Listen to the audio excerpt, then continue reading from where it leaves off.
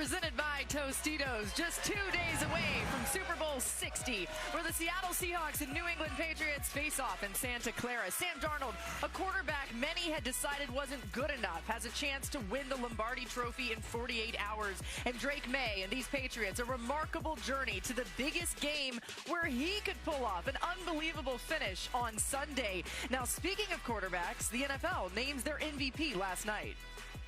The 2025 AP Most Valuable Player is Matthew Stafford. End zone shot. Got it! Oh! Cuts it loose. A bomb out of the right hand of Stafford. Matthew for MVP. Can't wait for you to cheer me on next year when we're out there kicking. So I'll see you guys next year.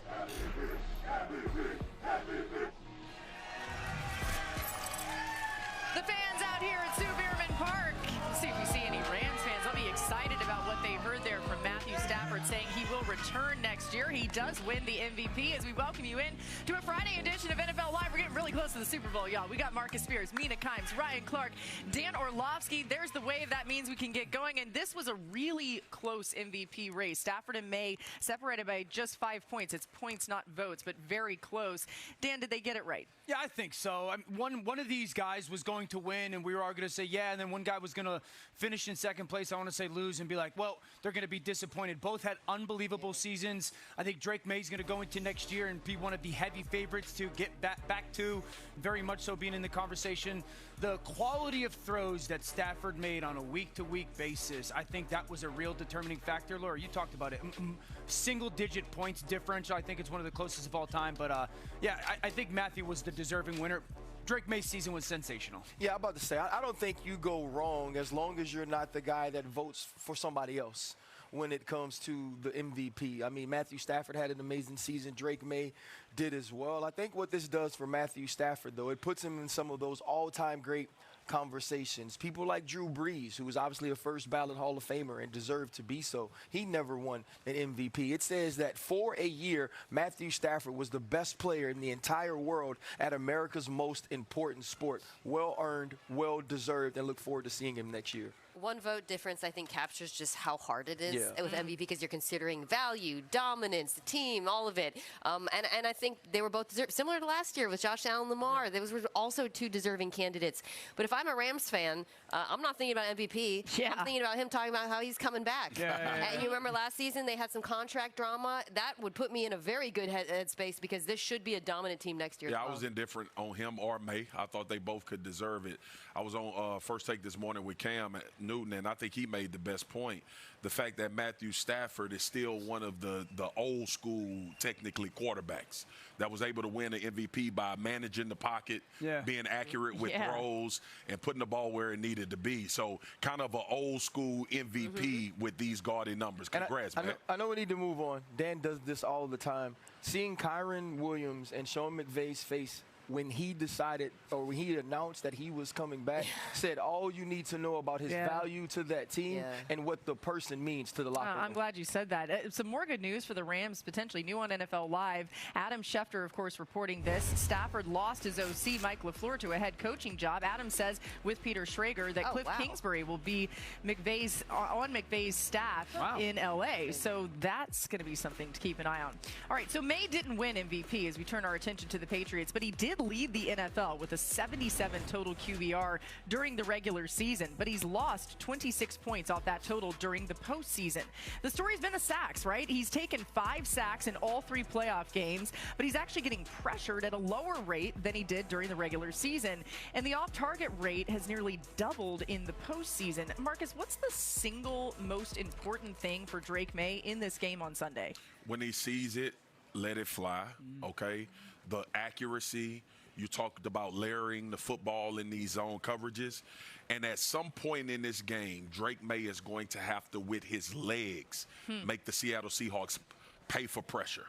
And I'm talking about one of those situations where he breaks a tackle or somebody gets out of their lane and alley and he goes. This is going to be about explosive plays for the New England Patriots, and I think he's going to have to be the catalyst for that, obviously with his arms, but his legs, when he catches them in pressure, that is when I think he can devastate in opportunities from an offense. I love the accuracy standpoint. The word I've used is precision all week. I think if you're New England, Josh McDaniels, Drake Maye, you have to get Mike McDonald to blitz. If you can get him to blitz, that's not where they want to be. They want to play in that 4-man front, 7 guys in coverage and play and show. Once you get him to blitz, it's like, all right, you got a little doubt going on in his mind. How do they do that? First of all, I do believe 6 offensive lineman run game is a big part of this because you just want to try and get this defense unless you make them. But the key has got to be you got to get McDonald to think, this isn't working, I got to send pressure. Yep. Once you get him there, then he's off his kind of ideal balance. So I think I'll agree the Seahawks defense, if not the best, one of the best in the NFL. But something that I personally found interesting when I was kind of diving into their numbers was they are the best defense in the NFL, when quarterbacks play in rhythm, meaning throwing the ball between 2.5 and 3 seconds, which is most throws. But quick game, so anything under that, they were 14th in EPA per play. And then extended plays, everything over that, they were 12th. So this kind of goes off what you're bad, saying. just not dominant. No, they're still great. Yeah. But I really believe, and I think the fact that they're so good against quarterbacks in rhythm reflects how well coached they are, right? So either the ball's got to come out super quick, and that can be explosives too. That's not just short passes. Or Drake Maye has to buy time with his legs and make those explosive plays outside of structure. To me, it's like you can't live in between that for much of this game because Seattle is so well coached and so disciplined against your traditional drop back. Yeah, and I think another thing with Mina talking about how well they play against quick game, it's because you don't have it figured out that quickly. You don't know where people are dropping. You don't know where the coverage is rotating. What will be the cloud side? What could be the quarter side? And so I do believe that those parts are confusing. But if I'm Drake Maye, there was a time during the middle of the season when this offense struggled, they found Hunter Henry. Yeah. Right? You look at games like Cincinnati, also the New York Giants, games where he was able to create big plays. Against Cincinnati, he had a big play of 36 yards. The next game, 28. Even in the playoffs against the Chargers, when they needed to get a shot down the field, they have found Hunter Henry on the corner. Can you attack some of these linebackers and use the middle of the field if you're Drake Maye by getting him the football and also using Travion Henderson and using Ramondre Stevenson, especially late in downs where you can get the football, maybe the zone coverage is pushed back, and now you get yards after catch. I'm testing him in Warrior coverage on that end. I would, regardless, because I think as great as he's been, he's better in run defense than he is in coverage. Ankle. But you have seen teams go after him early in games using their tight ends. What's the adjustment defensively if New England starts coming out and it's like a quick hitter, a quick game, a screen, something like that? Is it settle? Is it what's the adjustment? I think early it's patience. Yep. Right? Early, it's patience because when you start this game, it's one, how is Nick even worrying? How are we calling this defense around his injury? There's also the anxiousness, right? The nerves that you start this game out. You don't want to allow that as a coach to get you to change from what has helped you get to where you are. If they get off early, you let them, you tackle, you play red zone defense, you talk about it on the sideline. Now, if this continues in the game, it's how much man can you play and how comfortable and we all are you talk in it? about the script at the beginning of the game. One of the big things we used to talk about on defense in Dallas was disrupt it. Disrupt the script. Try to get them off kilter early to get them going to things that they didn't necessarily want to get to until later parts of the game. That's going to be super important for Seattle, too. You don't want New England to ever feel comfortable in rhythm in this game. You know, even when things have gotten out of rhythm for Drake Maye and this Patriots offense, they've found ways to hold on and still win, but it hasn't been necessarily the smoothest for him as 51 QBR in this postseason, in the Super Bowl, the lowest by a QB to make the Super Bowl since Peyton Manning. We're just getting going here on NFL Live, talking about Jackson Smith and Jigba, Offensive Player of the Year, but could Sunday bring something more, even better? Plus, we've got our own awards to hand out. Super Bowl superlatives are next. Which big man is ready to ball out? Marcus has the answers coming up. That is next. NFL Live is presented by Tostitos, the official chip and dip sponsor of the NFL, and that's doing it right. That's pretty. The fans are out here. They're going to you a towel. I'm burning up. How about that?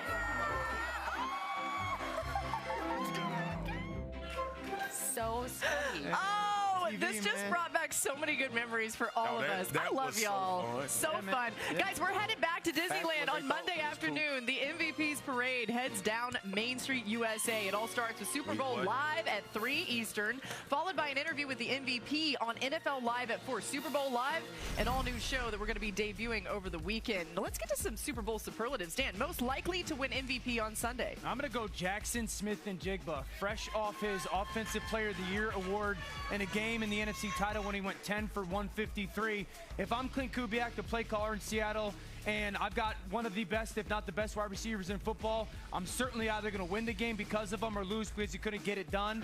If Seattle wins, I think JSN's got a great shot. RC, who's most likely to lead the Super Bowl in rushing yards? You know what? I'm going to go with Kenneth Walker III. He's been so big in what Seattle has done here down the stretch. His ability to get explosive plays, work the outside as well, but also being involved in the pass game. I know this isn't the question, but Kenneth Walker can also be one of those names we're talking about as an MVP of this game, and his ability in the red zone will be huge. We saw that come up huge and big against the Los Angeles Rams. All right, Marcus, who's most likely to be on Big Man Ballin' when we head to Disneyland on Monday? Yeah, I don't like to separate B&Bs because we all family, but I'm going Leonard Williams. I've seen this New England Patriots offensive line struggle. I think he's going to move around and find the matchups that are favorable for him.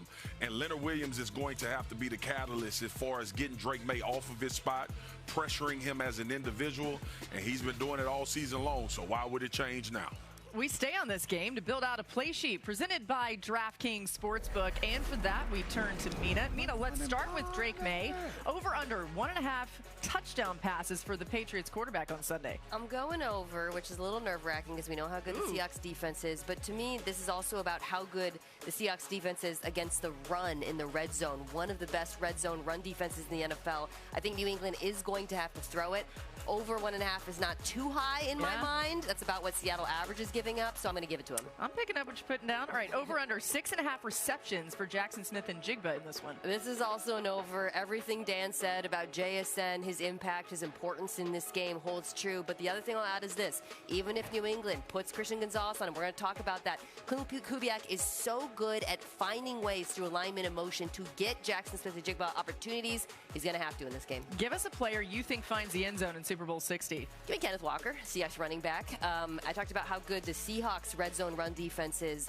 The Patriots red zone run defense has not been very good, and Kenneth Walker has been finding the end zone in the postseason. I think he continues to do so in this game. If they get inside the 10-yard line, he's getting the ball. A $10 bet wins you $38. And on DraftKings Sportsbook, new customers bet $5 and get $300 in bonus bets if your bet wins, and you get 1 month of ESPN on us. Download the app and use promo code NFL Live when you sign up. All right, new on NFL Live, we were just telling you guys how much we had fun with each other. After 6 years together working on this show, Mina learned something new about our guy Marcus this week. Take a listen. You know what made me nervous about Will Campbell, aside from the tape? I saw this week he said he's afraid of cats. Did you guys see that? No, what? I didn't. He admitted at media night that he's afraid of cats. Oh, yeah. I am too, though. What? What? You're low. Bro, cats are, I'm not going to do it. You got to do Like it. a little house cat? So I have a rule about things like this. Anything that can be on me and I can't hear it coming, I can't do it. That's why Like spiders, a spider, yeah. cats are so quiet. Marcus. Listen, man. They're sneaking on you. Real talk, like people get super sensitive about their cats. So I'm cautious about how I talk about them. I just don't like them. Cats are the worst pets ever. I hate cats. Cats Hey, wow. Because cats don't need people. Oh, cats you're are getting some sneaky. booze. You're getting booze from the crowd. Dogs forever. Yeah, Okay. like you can't. A cat is not a pet. You can't own a cat. Whenever I was little, I rescued a cat that like looked like this cute little kitty. She was a white cat with blue eyes, but turns out Turned into the devil. she was deaf because every white cat with blue she eyes was can't deaf. hear. What? And she Laura, was peeing all over Laura, everything. real thing? Laura, that's not a real That's thing. a real thing. Laura. No, it's a White cat real with thing. blue eyes Laura can't hear. Laura. That's what they told That's cat me. racism. What happened? Maybe it is. That's cat racism. No, I would know. You can't just. Is that you can't true? Just make a I black. think so. It's like a blade. That can't be real. That cat's white with No. blue eyes. It's deaf. That's RC, not a real cat thing. faster That than the is other what cat? they told me. I'm not letting it happen. Dan, stop. up. All right, well, anyway. Boogie, who told you that? Her name was Snowy, and I loved her. Yeah. Poor Snowy with a that's what they told poor me. Snowy with a blind ass. No, he was deaf. Deaf. Okay, but she would pee. I slept on the top bunk, and my brothers were on the bottom bunk. She would pee all over the top bunk. She'd pee all over my bed all the time. That explains so much about you. Here's the thing, you couldn't hear her. After she pees on everybody, of course she acted like she can't hear now. You're like, why'd you pee on me? She's like, oh no. I'm so glad we Learn did more about this. Laura than Marcus. That was weird. I didn't plan on telling that here pretty soon. And we're talking about great wide receivers, right? As we talk about the Hall of Famers, JSN would love to join those guys one day. He's the 4th different player to lead the NFL in receiving yards and make the Super Bowl in the same season. Jerry Rice did it twice. The last to do it was his teammate, Cooper Kupp, 4 years ago. He won the game and Super Bowl MVP. In fact, every time the league's receiving yards leader has made the Super Bowl, he's ended up winning it. So something to look out for as Jeff Darlington joins us now, covering the Seahawks all week long. And Jeff, what have the Seattle teammates told you about JSN? Well, you know, looking at those stats, obviously we all know how good JSN is. But, you know, spending time here with the Seahawks players, you would not be surprised to find out that he was, in fact, honored with Offensive Player of the Year honors last night. But it's not just about the statistical production. It's also about his influence on the team and his athleticism. And that's something that wide receiver Cooper Kupp did a really good and nuanced job of explaining this week.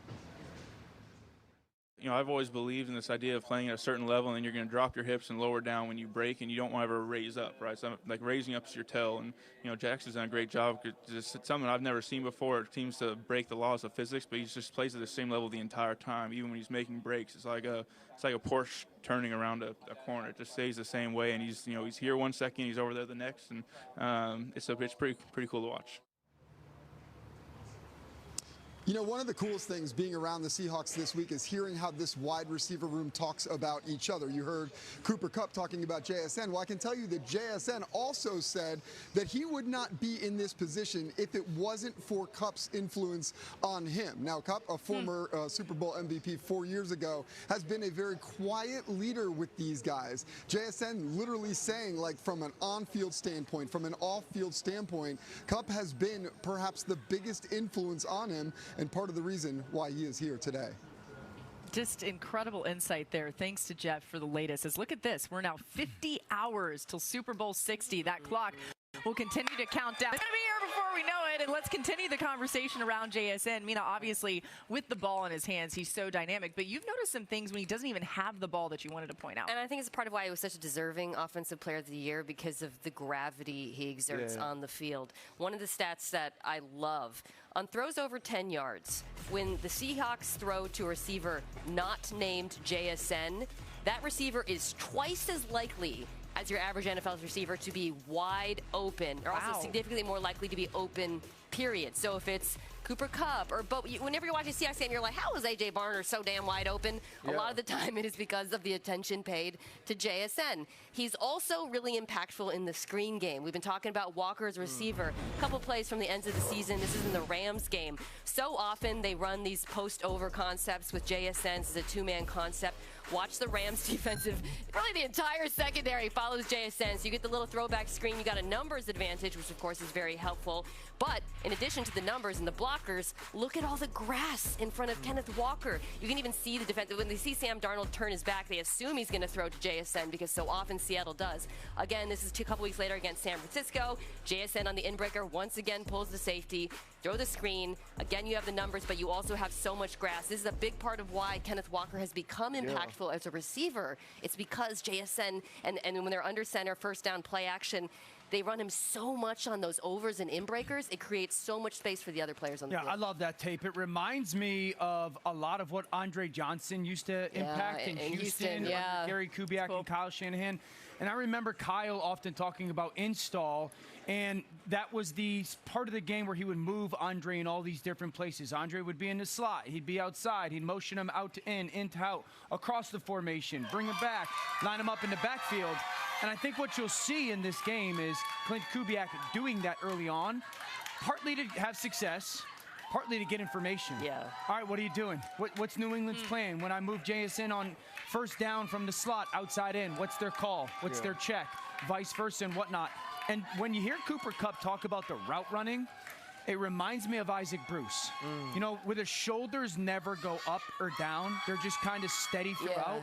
There's just no idea from a defensive back of, like, what's the likeliest route. Yeah, I think what I love about what you both are saying is how great players affect the entire football field. If this was basketball, and Swag will understand this, if this was basketball, JSN and Kenneth Walker are constantly in the pick and roll, where they are the focal point, right? Like, they can go into the huddle and say, I need the ball. But everybody else feeds off of them. And so whether it's play action or they're doubling JSN, now Cooper Kupp gets opportunities. And what you have to do if you are those auxiliary players is hit your shot when you get it. Cooper Kupp, when he's open, he makes the third down play wide open against the Ram. He scores this touchdown. Bobo gets the touch. JSN and Kenneth Walker, but you have more of an opportunity to capitalize because you aren't the focal point. Can I ask you a question? So, can you get yourself into trouble paying too much attention to JSN? Or I think we're going to talk about what the Patriots have to do to cover him. But Yes, so the other 100%. piece, in my opinion, it's the ability to move Jackson Smith and Jigba. The fact that he lines up in the backfield, he plays number one, he plays the slot. And also, to me, stacks and condensed splits make it extremely hard to not pay a ton of attention to him because you're always putting him in traffic. When a receiver is in traffic, now you are attracting bodies. And if you look at some of the plays the Cooper Kupps make, the tight ends make when they're wide open, they are late developing in the play because so much attention has gone to Jackson Smith. I think it'd be really interesting. Just Clint Kubiak. Like, what's the answer? But he's so good in games. Like, you think about the Rams game where JSN really didn't do anything in the first half. And then when you see defenses bracketing him, Kubiak is so good, to your point about moving him around, trying to find ways to get him matchups. And JSN never gets frustrated himself. I think the other piece of it is, too, though, he understands he's going to get his at some point.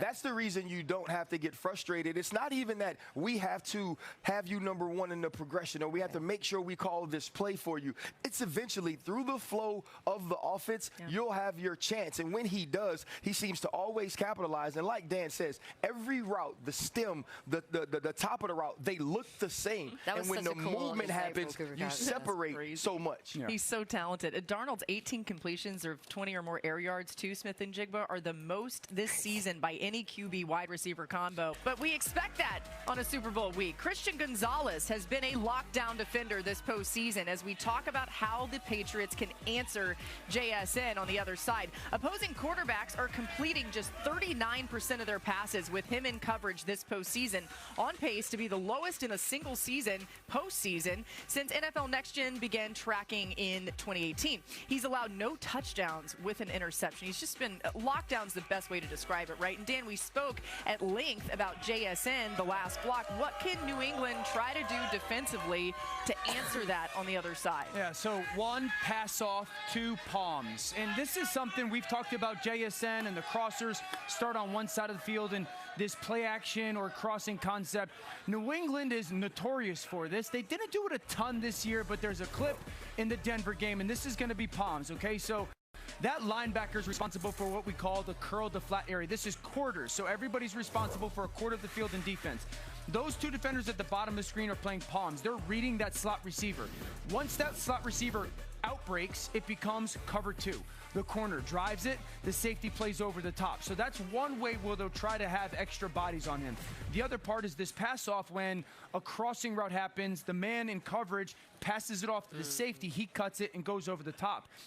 The palms thing for me is always from the quarterback's thought. I'm always like, it's hard at times for us, but I always know there's a shot down the field if you're not on the same page. Well, see, that's the point, though. Like, I'm trying to think about the amount of times I've seen Sam Darnold in Seattle take hole shots, right? The reason that I would love to see palms or love to see two safeties high is because I always think it's a great defense for condensed splits, deep crossers. When you look at teams that have had success against Tua Tagovailoa and the Miami Dolphins, a lot of times you've seen them in cover 2 or palms or 2 buster where you're passing off things with people who can see it from high to low.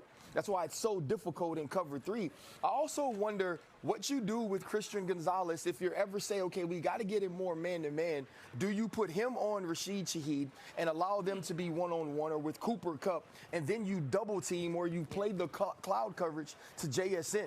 And so now you have an eye on him. 11. Yeah, double 11, where you could put hands, on him, have someone over the top, and I would never play in and out because he's too good of a route. How does that change though with him moving? No. The way that it changes when he moves is now you can just change the sides. The problem is you're never going to be upset, to me, in my opinion, if Carlton Davis has to end up on Rashid Shaheed or Cooper Kupp because it's a change of strength motion. What you never want is for JSN to end up in the man-to-man. That would be the guy that's the second wide receiver. So for those who don't know, the one double recommendation is really interesting because that's what the Patriots used famously. Yes. They did it with Darrelle Revis. And I think it does make sense. It does. I do think, though, Gonzalez, as great as he is, Shaheed can get him with his speed. You remember Marvin Mims, obviously, in the AFC Championship, beat him on the go route. And I also think if they end up playing any form of man coverage, there's here you see here Gonzo. I mean, he just got beat. Like Mims has. But that's been there. That shot that's on the backside. Exactly. You can take a shot at the safety. I think this is a little bit more on the safety than Gonzo. Why you go get Rashid Shaheed and you bring in that speed. Because you've seen this all year. You talked about them cutting the crossers. Teams will do that to JSN. It does create opportunities for the other players. I think with if the Patriots were to play a decent amount of man coverage, which they've not been a man coverage team for most of the year, despite having man corners in Davis and Gonzalez. My concern would actually be less JSN, even though I do think he would get his still against Gonzo or whoever. And more about the tight ends, the backs. We talk about Walker. If you can get him on the linebackers in the passing game, this is what's scary about this. As much as it flows through JSN, they do have other skill players who can beat you, and they can also use them to hunt matchups. That's why the Cooper Kupp being in this game is huge. Just the understanding of space and where to go. I want to get to this New England Patriots defense. We talked about them, and we haven't really locked in on how good they've been. They've been phenomenal as well. Now we talk about what the other teams were missing, so it kind of dilutes that conversation. But there's also within this defense of Mike Vrabel of wanting to keep things in front of him. There will be those open holes in this zone. There will be these opportunities to find space for Drake Maye and move this football down the field. Excuse me. So you look at this defense from New England, right? And it's about finding where the open spot is. You got this slot on an out route. To me, that's open. To me, that is where your eyes need to get to with an understanding of this is going to be getting the ball out of quick. Mina, which lends itself to what you said earlier about this defense. If you can find those opportunities early in downs, sometimes, and then you know this, sometimes the play is called, there's an expectation for your first read, and if that first read is taken away, it's about how fast can you get to those next ones. And I think New England gives you a lot of those opportunities when they play zone. The problem is Milton Williams has been so good at pressing the pocket that you feel some panic before you can find that area. That is how they tie in secondary and pass rush. Seeing that clips. But Seattle also has to take a shot on the safeties in the first 2 series. Totally agree.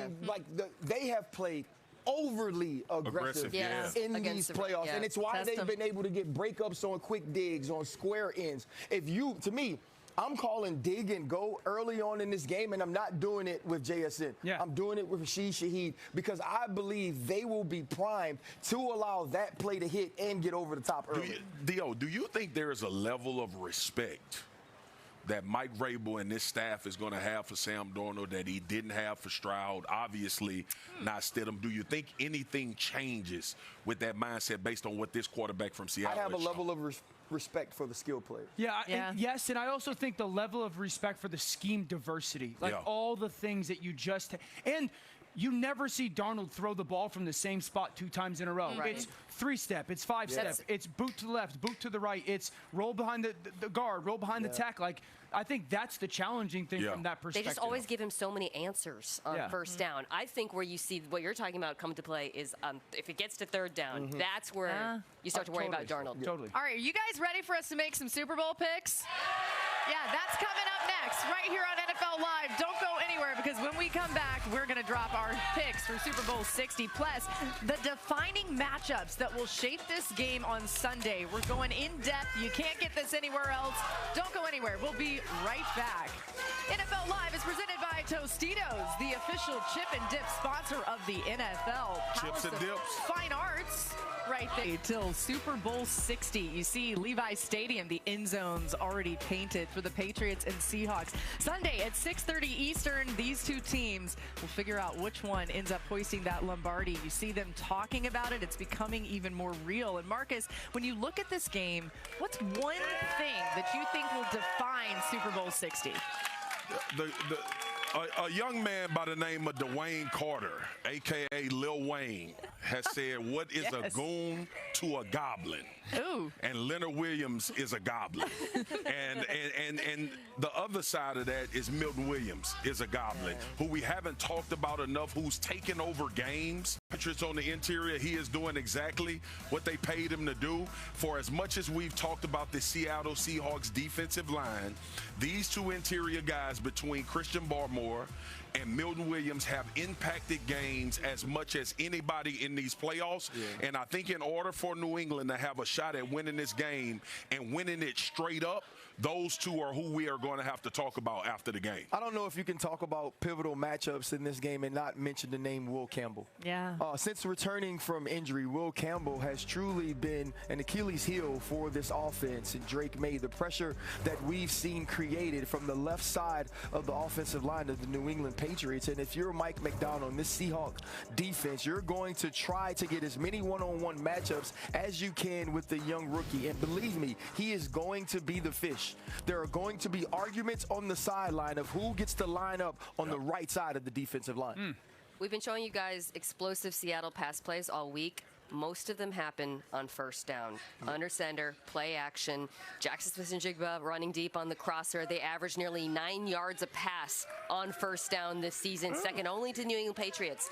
Milton Williams versus the interior of the Seahawks offensive line is a mismatch, but he might not get the opportunity to affect the game if Seattle is efficient and explosive on first down. When they can create that run-pass conflict, it's when they're the best. Yeah, going last on this one is outstanding. Yeah, there you go, Dan. Dan threw the short ball. All right, turnovers. Kickers. Who can weather the storm? Both of these teams lead the NFL, or tops in the NFL when it comes to first quarter scoring differential. So, like, who comes out and throws the first punch, and then who can kind of punch back? Seattle, plus 79, first quarter, outscoring their opponents in New England, plus 45. So what team kind of takes that lead early on? But if that's the case, what team in that first quarter can kind of throw? It was really interesting, but there was a baby that was stealing the show back here. Wait, where's the baby? Show us the baby. Little baby. I'll take the baby. He's so Simba. Baby. Simba. Oh, Dan. Oh, Dan's got the baby. Dan's not going to give the baby back. I need another baby.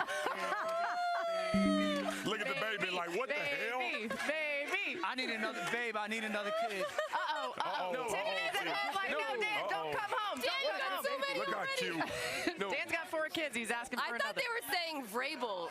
They were saying baby the whole time. Dan, get a man his baby back. Yeah, that baby is really cute. That's a real cute baby. Also, that baby is way chiller than my 2 babies, because just dealt with it. By the way, Dan, you had 11 career fumbles. I'm glad that wasn't number 12. All right. Let's talk about this game. That's what I'm told in my ear. ESPN Analytics simulated the Super Bowl 10,000 times, and the Seahawks were victorious in 60% of those simulations. The average score difference in those 10,000 matchups was the Seahawks by about 3.5 points. Currently, DraftKings Sportsbook has Seattle as a 4.5-point favorite. Swagoo, you first. Who you got in this game? I remember being in New England. It was snowing, and the Houston Texans were coming into town. Yeah. And I was thinking to myself, there is no way you're going to be able to beat the Houston Texans with the way that defense is played. We've talked about Seattle defense and how good they've been all season long. I'm taking Seattle. I'm taking the Seahawks, man. I think they're a complete team. I think the offense will show up. All right. We have spent this entire week talking about the matchups, both sides of the ball between these teams. Most of those matchups favor the Seattle Seahawks. Top to bottom, the roster is better. If Sam Darnold protects the football, limits turnovers, I do not see how Seattle loses this game. I'm picking Seattle. Yeah, I think every team has their moment, and it feels like the Seattle Seahawks are destined. Sam Darnold and Jackson Smith and Jigba's absolute excellence at the position. This is a team under Mike McDonald that knew exactly who they needed to be, and they'll be that on Sunday evening. Yeah, I'm taking Seattle. They've been one of the more dominant football teams we've seen in the NFL the last 10 years. I think New England's defense can keep them in it. I have so much respect for Mike Vrabel as a coach. But Seattle has been, with the Rams, the two best teams in football all year. Seattle plays their A game. They control the football game. They win. Boogie, please. We are in danger of the NFL Live curse affecting Super Bowl 60, but it's not going to happen. I'm going to go with the Patriots. Yes, Boogie! You guys love me, and you should. All right, but here's why. I actually think Drake Maye and his legs is going to be the key factor in this game. I think he's going to step up in huge moments. Yeah, and I'm doing it for you, Mina. I'm doing it for you. No, but seriously, Drake Maye's going to stand up, and it's going to be great, and they're going to win, and you guys are all going to be wrong. And I'm good with that. On Sunday night, when we see you as part of the Handoff Show, which tune in around 1 a.m. Eastern Time, we'll talk about how I'm right and you guys are wrong. And then we'll see you again on Monday in Disneyland. We've got all kinds of great coverage still coming up. Thanks to everybody for being here. Thanks to our incredible staff back in Bristol, Connecticut. We love you guys, and we appreciate everybody for tuning in. Enjoy Super Bowl 60. SportsCenter with Matt and Hannah's next.